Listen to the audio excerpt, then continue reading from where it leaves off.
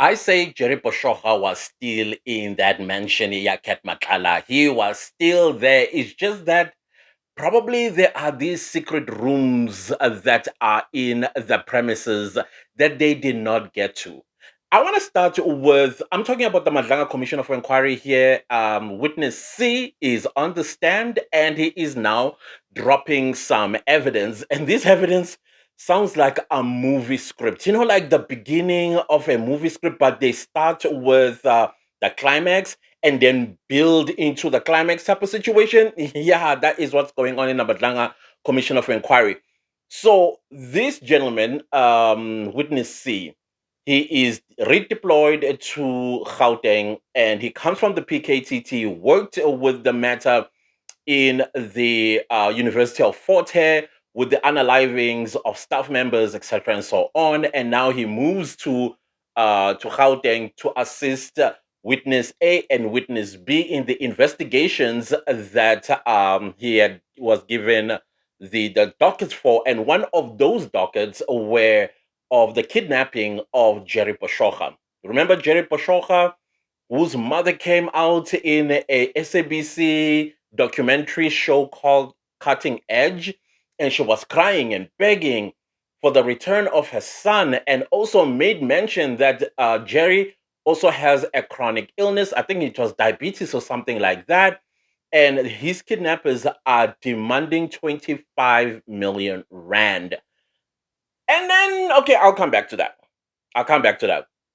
And she now dropped the name of Kat Matlala, whom she had sought help from, only to now realize or at least discover that he might be responsible for the kidnapping of her son. And she just doesn't understand because the son and the family, they knew him well and he even ate with them, etc., and so on. So now the investigations now lead to Kat Matlala's house. They are ready to arrest. But first, they had a search warrant to search for Jerry Pashoka because Amahem, basically the rumors was that it is Kat Matlala, Vusmuzi Kat Matlala, that is responsible for the kidnapping of Jerry Pashoka and kept at at Kat Matlala's house. So they went there. When they got there, they find a Malawian gentleman who I guess is a janitor in that particular mansion. And he's asked about Vusumuzi Kat Matlala, and he says, well, he's not here. That's lies. He lied to the police that Kat Matlala was not in the house. So, of course, the other officers, including the commander, whom is not going to be mentioned because he says he doesn't know. Witnesses says he doesn't know if the commander will be called and put him in danger if he mentions the name. So he remains with Yusuf while he goes and check other cottages in the yard. The first cottage they go to, they find security guards, or they find what one would call the staff members of Vusmuzi Kat Matlala, but they are in the security. And when he gets there, their firearms are hanging on the walls, which to him he says that's breaking the Firearms Control Act of the country. And then he asks for permits, and then they show him the permits if they are indeed permitted to have those guns. And the permits does match the serial numbers of the gun, but he noticed a discrepancy that the permit had a digital signature, and he says anybody can sign this and say it belongs to them. But he doesn't persuade them, but he asks for the safe. Why these firearms are not kept in a safe? Well, I think he got like a little nonchalant type of response. And then he comes out and then he goes back to Yusuf. Yusuf, he asked him, is there any other cottages or structures that he can go to in the yard? And then he takes him to somewhere else where they find a Miss Baloy, who is the sister-in-law to Kat Matlala. They search in that particular cottage, and then he's not found. One thing that I forgot to mention, they started with Yusuf's room. In Yusuf's room, they found a curtain that resembles the exact curtain that was in the video the ransom video that was sent to Jerry's mother demanding 25 million rand. And it was a white sheet, resembles that, and it was cut in a way that doesn't show any type of care. Anyways, so eventually, uh, the witness C gets a call from the commander to say, hey, come to the main bedroom in the main house. And guess who is in the bedroom? Cat Matlala and his wife and somebody else. And then I'm thinking, Yusuf, you lied, sir. You lied. Isn't that part of either destruction of justice or defeating the ends of justice or obstruction of investigations or whatever it is? I hope they caught him. I mean, like he's in jail type of situation. So now, Kat Matlala, there he is with the commander. He's commander. And then, of course, he was asked if he has a firearm. He produces a firearm, and things are not going well for Kat Matlala with that firearm, including a safe that he said he had in the house. Turns out that safe doesn't exist. So the firearm, he was told, is going to be confiscated and is going to be sent to ballistic for testing. And I think because he heard that Ket Matlala was like, let me start dropping some names here. Let me start dropping some names. So, when he said that Ket Matlala started dropping senior officers' names, I was like, this is an intimidation tactic. Like, if you know what's good for you and you still want to have a job or still alive, just know that these people are in my pocket type of situation. So with him, not I mean, he's coming from KZN, in fact, Eastern Cape, KZN, and then here, and he's new on this particular task team. I think it's like 2, 3 days in that. So it's like, okay, so and then he started mentioning these senior officers. Guess whom he starts with? Yeah, the usual suspect, the Deputy National Police Commissioner, Shadrach Joseph Sibia. Shadrach Sibia. And he even produces Shadrach Sibia's cell phone number. And then he mentioned General Shibiri. Then he mentions all the other generals, including Sinona. And I'm like, okay, sir. Okay. So what is this supposed to do with this information? Because he's here to do a job. And he continued doing the job and to investigate further. So Mrs. Matlala was, of course, asked to leave the room while they interviewed Kat Matlala. So right now we left it before tea time, where he is now going to expand or speak more on this name dropping, or possibly moving to the next scene in those premises of Kat Matlala. I suppose this is where Kat Matlala is actually arrested for. I'm not quite sure because I'm not quite sure. We will hear where to from here. But for me, I find it extremely unbelievable that Jerry Boshoga is still alive. I don't think so. And if indeed he had a chronic illness like diabetes, because diabetic people need to take their medicine, by schedule or something like that.